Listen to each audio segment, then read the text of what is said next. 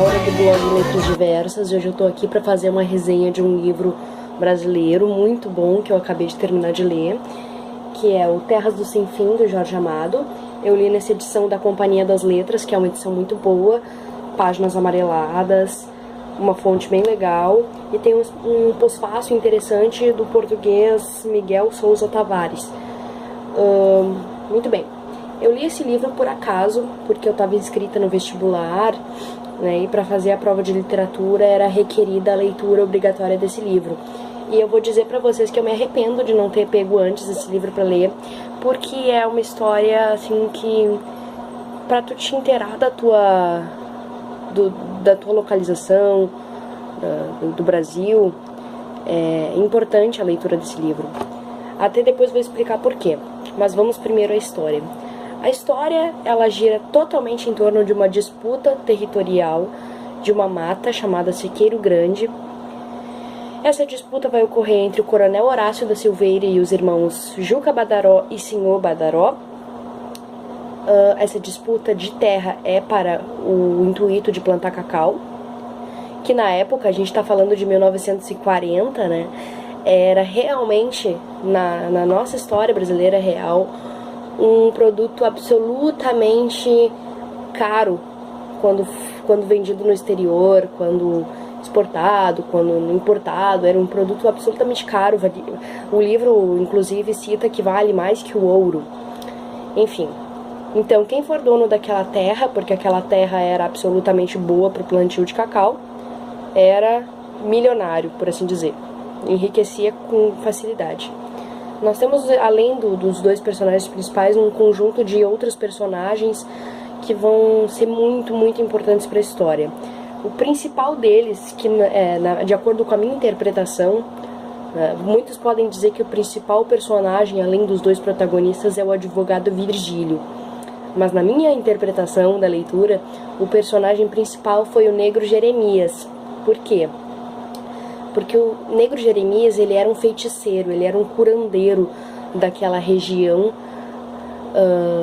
e ele era sempre procurado antes de médicos, antes de tratamentos, iam nesse feiticeiro, né, por assim dizer, para procurar auxílio religioso ou conselhos. E esse negro Jeremias, ele era um escravo, ele fugiu da sua senzala, né, e conseguiu se refugiar nessas matas. Morava bem dentro da mata, já tinha uma trilha, inclusive, para chegar até a cabana desse feiticeiro.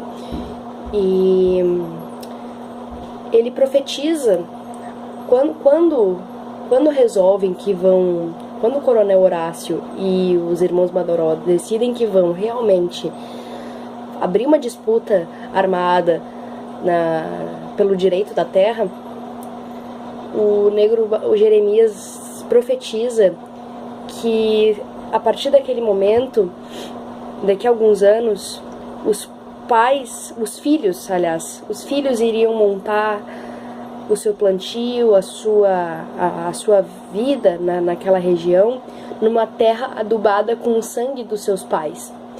Então, a partir de agora, a sina de morte ia cair geral sobre aquele território.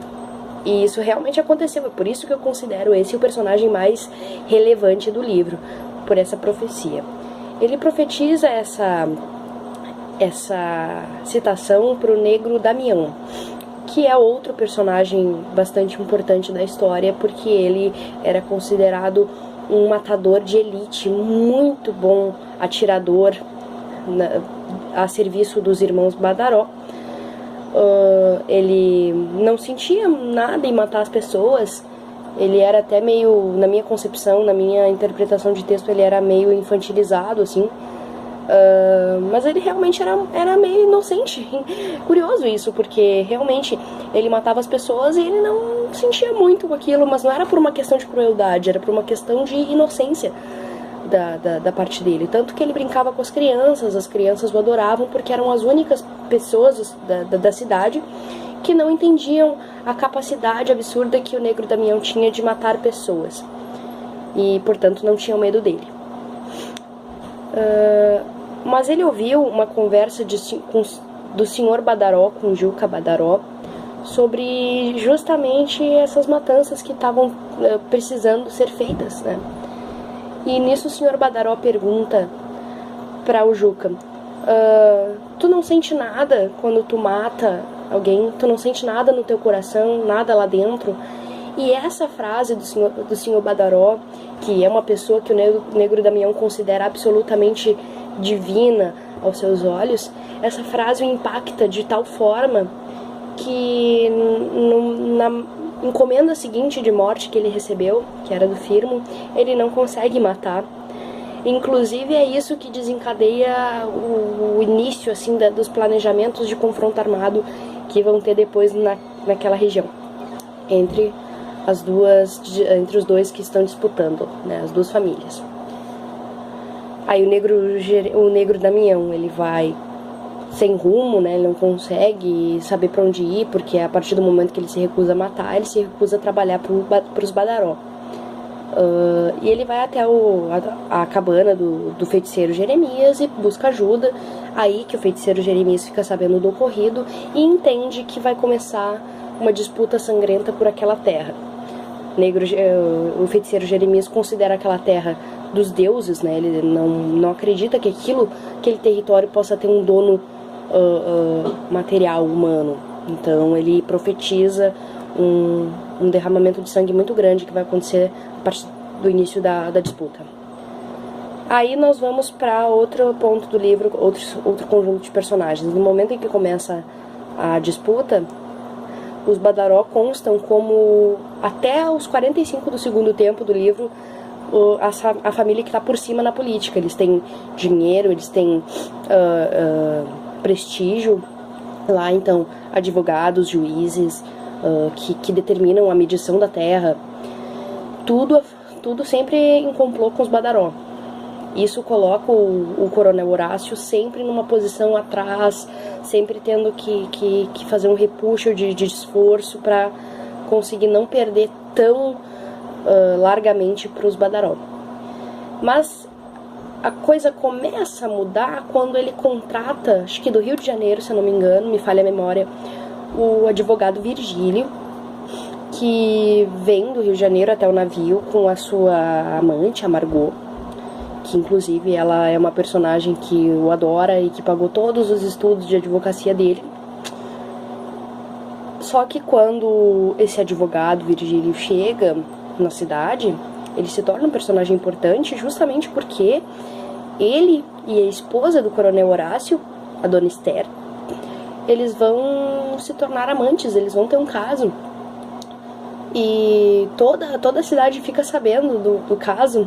E ninguém tem coragem de falar pro Coronel Horácio, porque realmente é complicado quando tu chegar num coronel, né, que é absolutamente imponente naquelas bandas, né, e falar que ele tá tomando chifre. Então ninguém tinha coragem de fazer isso, e o caso dos dois perdurou por muito tempo. Mas independente disso, o Virgílio era um excelente advogado, ele conseguiu várias prerrogativas a favor do Coronel Horácio. E de forma que até no fim do livro, quase no fim do livro, quando parece assim que não tem mais jeito, que os Badaró vão ganhar a disputa, porque eles estão com realmente muito auxílio político, muita gente a favor deles, né? Quando realmente parece que eles vão ganhar a disputa, tem uma reviravolta importante, que é assim: o partido que os Badaró se aliaram para conseguir a apropriação política ali daquele território, ele foi deposto e entrou outro partido. E aí, a partir daquele momento, os Badaró se tornaram oposição e o Coronel Horácio se tornou frente política. Então, a partir daquele momento, todos os recursos que os Badaró tinham usado até aquele momento, recursos financeiros, para se tornar os proprietários daquela mata, foram para a latrina, então não adiantou nada. E a partir daquele momento, o Horácio se põe acima, mas um pouco antes desse acontecimento, vem um acontecimento que para mim foi a determinante de que o coronel Horácio realmente ganharia a disputa pela mata. Seria o seguinte: enquanto os Badaró estavam gastando o que tinham e o que não tinham para se apropriar da mata e na política, vendendo seu cacau, né, a bons preços até aquele momento, e colocando dinheiro fora e jogando muito dinheiro, investindo muita grana na apropriação da mata, o coronel Horácio estava completamente ocupado com outra questão completamente diferente, que era a sua esposa. Ele tinha pego uma febre que ao longo de todo o livro é descrita como uma febre que se tu pega já era, tu morre.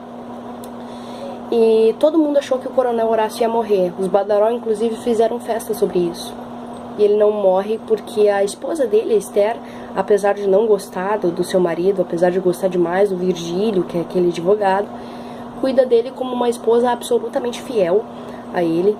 E isso, por alguma razão, faz com que ele seja o único personagem do livro que pegou a febre e não morreu. Só que a partir do momento que ele se cura da febre, a esposa, a Esther, pega essa febre e ela morre. Então, por que pra mim esse é um ponto-chave que determinou a vitória de Horácio? Porque enquanto os Badaró estavam gastando todos os seus recursos financeiros com a tentativa de apropriação da mata, o coronel Horácio não estava gastando um centavo, porque ele ficou em prol da esposa. E no final, quando ela morreu, ele tinha um capital financeiro muito maior para investir, de modo que, com esse capital financeiro, mais a virada da política em favor dele, culminou numa situação muito favorável para o Horácio. Isso fez com que ele ganhasse.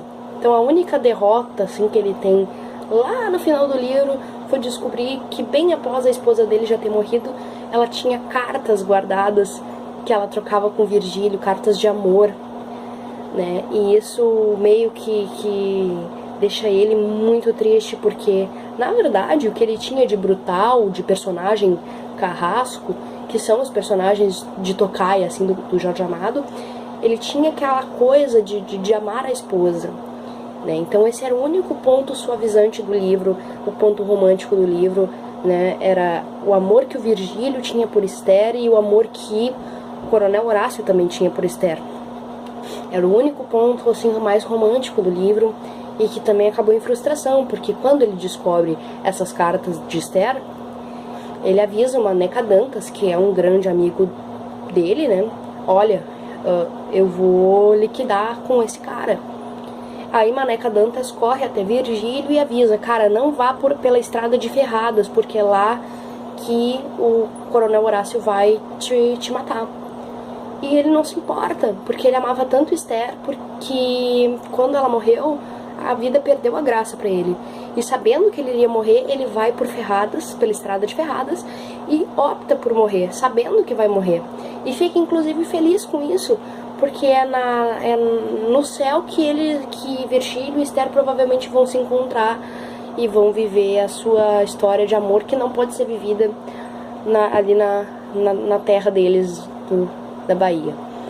Então, assim, foi o único resquício de romantismo do livro, e realmente essa parte não poderia ser muito explorada, até porque Terras do Sem Fim é um romance bem cru, bem realista, com bastante mortes, e precisa ser assim porque fala de uma época do Brasil que isso realmente ocorria. Então o livro tem o que ele tem de ficção, ele pode ter perfeitamente acontecido realmente na vida real. Inclusive numa das últimas passagens do livro, num dos últimos capítulos do livro, o escritor faz uma menção de um menino que estava em tribunal assistindo o julgamento do coronel Horácio. E esse menino, assim, pela descrição do Jorge Amado, assim, tem todo o jeito de ser ele mesmo, entendeu? Aí cabe a interpretação do leitor. E eu interpretei que era ele, né? A única fuga dessa descrição era que o menino tinha cabelos loiros e Jorge Amado era moreno. Mas ele podia ter feito isso perfeitamente para dar uma fugidinha à descrição de si mesmo. Eu ainda continuo achando que é Jorge Amado. Bom, ficando dito que Coronel Horácio ganha a disputa, nós temos as duas mortes mais importantes do livro, que é a morte de Juca Badaró, que pra mim era o irmão Badaró mais importante, porque era o que realmente chegava lá e matava sem dó nem piedade, e a morte de Esther, que, na minha interpretação textual, culminou na vitória do Coronel Horácio. Mas tem várias mortes secundárias aqui. Realmente a profecia do negro Jeremias, ela vinga.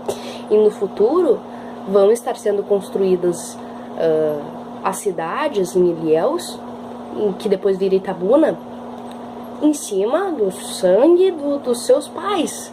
Os filhos vão estar construindo os cacaueiros do futuro em cima da terra adubada, né, com o sangue dos pais. Então é um romance violento. Tu tem que ler com uma concentração espiritual para aquilo. Tu não pode pegar este Jorge Amado e achar que é um Tieta do Agreste da vida, porque é completamente diferente. Bom, essa edição aqui é da Companhia das Letras, eu já tinha dito. Para quem quiser comprar ela, com certeza tem em sites como Submarino, Saraiva. Eu ganhei essa edição, não me lembro de quem, e ela tem até o fim da obra e o início do pós-fácil. Ela tem 260 páginas, então completamente integral. Eu recomendo essa edição, tá? Bem gostosa de ler. E é isso, gente, a minha resenha fica por aqui. Desculpa ela ter sido longa, mas é que esse romance eu falei muito e não falei nada, porque quem lê assim se perde lendo isso aqui. Eu li rapidinho porque realmente se perde lendo este livro. Embora seja curto, muitas vezes tu tem que repassar as páginas pra fazer uma outra interpretação daquilo que tu leu. Então é importante a concentração total na hora de ler esse Jorge Amado aqui. Eu vou ficando por aqui. Se você gostou do vídeo, não esquece de curtir, não esquece de curtir a página no Facebook, dar um gostei.